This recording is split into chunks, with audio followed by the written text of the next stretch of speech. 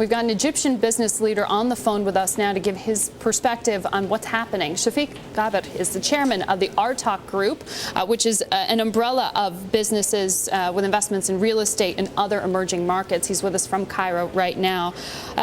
Shafik, give me a sense. The headlines say banks aren't functioning, the internet is spotty, cell phone service is spotty. How are you conducting business? How are you keeping things going?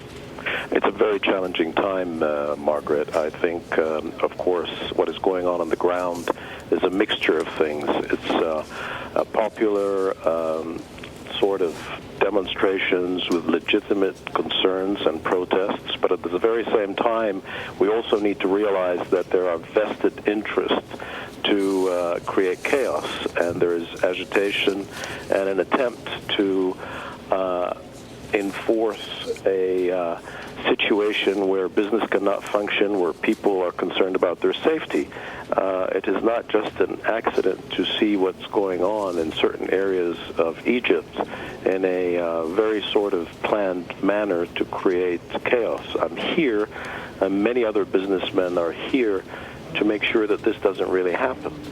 And hopefully we can pass this challenge as we have passed others earlier.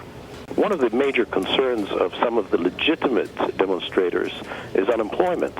Right. And it is critical for us, Egyptian businessmen and investors, that we continue to press forward on our plans. Yeah, just yesterday I had a meeting with a number of people, and I know that still people, even against these very enormous challenges and uncertain times, are still pressing forward with their plans. I do not believe it makes any sense that we walk away and contribute to any destabilizing force. I can see with my own eyes here on the ground that there are people who have a vested interest in creating chaos and destabilizing Egypt, and I don't think we're going to stand and just see it happen. Shafik, we have heard the reports of what has changed within the Mubarak government, new ministers being named, and reports of perhaps more subsidies, perhaps to allow things to be more affordable for everyday Egyptians. Does that move the needle for you? Does that help things? Well, one thing that's important, change should never come by chaos. Change should come through the ballot box. Change should come through legitimate channels. And we have an election that is coming up in September of this year. But I think what the president has done is, in response to the concerns of the peaceful, legitimate demonstrators who feel that unemployment and increasing food prices and some major concerns in terms of subsidy issues, he's changing the government to be able to respond to that. And the only litmus test is this government going to be having the opportunity to be able to implement its vision.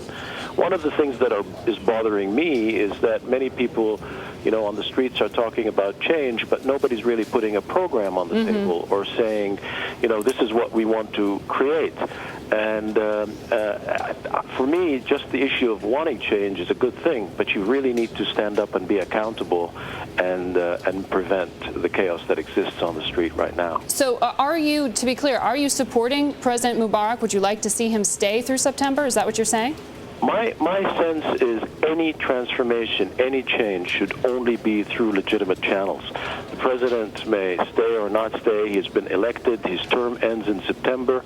And I believe that change should always go through the ballot box.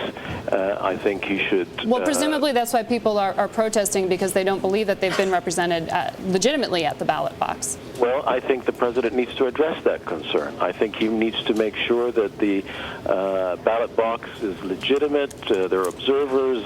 It's overseen by the judiciary. And if he does that, and then the people decide that they want to choose another leader, I think that's another issue. But I think seriously, if chaos continues and unfortunately allows for some anarchists to get involved, then everybody loses out. All right, we have to leave it there. Thank you very much for calling in.